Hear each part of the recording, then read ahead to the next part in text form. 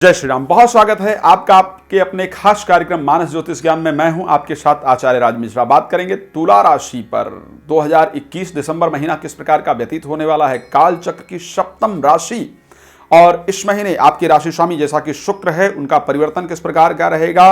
Starting में 4 दिसंबर तक मंगल आपकी राशि में ही गोचर करने वाले हैं, ये ध्यान रखिएगा।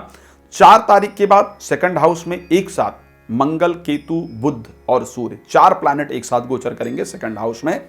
और शुक्र आपके जो राशि स्वामी है थर्ड हाउस में स्टार्टिंग में गोचर करेंगे। शनि जैसा कि गोचर करेंगे फोर्थ हाउस में, जो कि कर ही रहे हैं।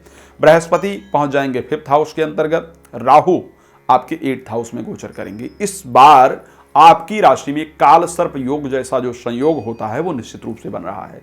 क्या प्रभाव रहेगा इस महीने इन सब चीजों का, आइए इस पर चर्चा करते हैं। एक तो मंगल का आपकी राशि में 4 दिसंबर तक गोचर करना। ध्यान रखिए हमारे जीवन में एक एक घंटा, एक एक दिन बड़ा इंपॉर्टेंट होता है। 10 मिनट के अंदर ही हम अपनी इमेज को बहुत अच्छा बना सकते हैं और 10 मिनट के अंदर ही हमारी इमेज बहुत खराब हो सकती है।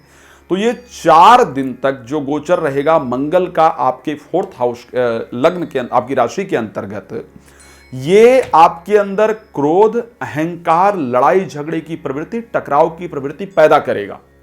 तो ध्यान रखिए टकराव कभी भी जीवन में लाभप्रद नहीं होता है। अपने आप को जितना शांत रखेंगे, क्षमा वीरस्य भूषणम ऐसा जैन धर्म के अंतर्गत श्लोक आता है, तो अपने आप को शांत रखिए 4 तारीख तक। ये विशेष आपको ध्यान रखने की आवश्यकता है। लेकिन ये प्लैनेट आपको अभी भी छोड़ने वाले नहीं है। सेकंड हाउस के अंतर्गत मंगल का पहुंचना, केतु का पहुंचना, सूर्य का पहुंचना, बुध का पहुंचना घर में लड़ाई झगड़े का संयोग निश्चित रूप से बनाएगा।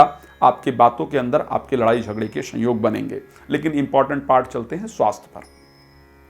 क्या रहेगा स्वास्थ्य की परिस्थितियां, तो क्योंकि राशि स्वामी जो गोचर करेंगे वो 3rd हाउस में गोचर करेंगे, बृहस्पति के घर के अंतर्गत गोचर करेंगे। स्वास्थ्य बेहतर रहेगा, भाग दौड़ निश्चित रूप से होगी, इसमें कोई दो राय नहीं है। प्रादेशिक यात्राओं का सहयोग बना रहेगा, पिता के स्वास्थ्य को लेकर के परेशान रहेंगे, लेकिन भाग दौड़ की परिस्थितियों के साथ आपका जो स्वास्थ्य है वो निश्चित रूप से बेहतर रहता हुआ दिख रहा है। स्पेशली मीडिया जगत के लिए ये संयोग बहुत अच्छा माना जाता है ज्योतिष के अंतर्गत। अच्छा, शुक्र का 8 तारीख को मकर राशि में प्रवेश करना, आपके 4th हाउस में चले जाना और 4th हाउस में बैठ करके 10th हाउस को दृष्टि देना, ये भी आपके लिए एक अच्छा संयोग है।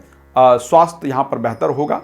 भूमि वाहन से संबंधित यदि कोई काम है, कोई प्रॉपर्टी खरीदने बेचने का प्रोग्राम कर रहे थे और वो रुका हुआ था, तो वो निश्चित रूप से आपका बनता हुआ दिख रहा है। नौकरी को लेकर के जो परेशानियां चल रही थी, व्यापार को लेकर के जो परेशानियां चल रही थी, कार्य को लेकर के जो परेशानियां चल रही थी, वो परेशानी इसके बाद आपकी पूरी तरह से दूर होती हुई दिख रही है। मन में थोड़ा सा घूमने फिरने का, परिवार के साथ समय व्यतीत करने का जो मन है वो निश्चित रूप से होगा और बाकी परिस्थितियां भी करीब करीब यहाँ पर अनुकूल होती हुई दिख रही हैं।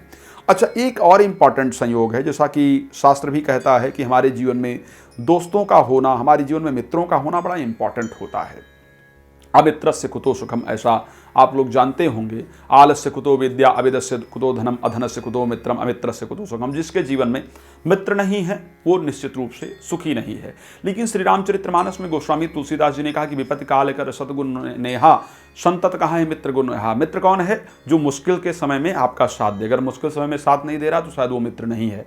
तो यहां पर मैंने ये सारी चर्चाएं क्यों की है कि 5वें भाव के अंतर्गत 6ठे भाव के स्वामी बृहस्पति और 3रे भाव के स्वामी बृहस्पति का गोचर करना, ये 6ठा भाव भी अपने आप में अवरोधक है, शत्रुता का भाव माना जाता है। 3य भाव भी अपने आप में अवरोधक है।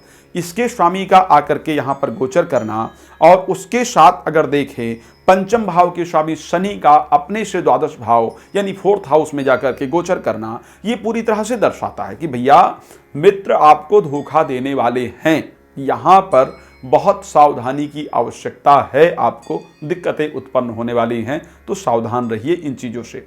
4th हाउस में शनि का गोचर करना, 10th हाउस पर उसकी दृष्टि देना। शास्त्र कहता है कि अगर शनि की दृष्टि 10th हाउस पर पड़े या 10th हाउस में शनि जाकर के बैठे, तो ऐसी परिस्थिति में आप जब बहुत मेहनत करते हैं, मजदूर की तरह जब मेहनत करते हैं, पसीना बहाते हैं पूरी तरह से, तब शनि जाकर के रिजल्ट देता है। शनि डाउन टू अर्थ बनाता है व्यक्ति को। ये डाउन टू अर्थ रहेंगे तो निश्चित रूप से आपके लिए परिस्थितियां अच्छी रहेंगी। एक और इंपॉर्टेंट पार्ट आपको बताना चाहूंगा, नया घर इत्यादि बनाने का प्रयास नहीं कीजिएगा, नहीं तो शनि निश्चित रूप से उनको अटका देगा। पुराने रुके हुए कार्य को ये प्लैनेट बेहतर करता है, लेकिन नई चीज़ों को अटकाने का प्रयास करता है। तो चलिए, खैर कितनी चर्चाएं की जाएं, जितनी भी की जाए उतनी बहुत कम होंगी। तो मैं आपसे रिक्वेस्ट करूंगा कि यदि कोई प्रश्न आपके मन में है तो नंबर दिया जा रहा है, प्लीज़ कॉल कर लें, बात कर लें और अपने विषय में आप जानकारी प्राप्त कर सकते हैं।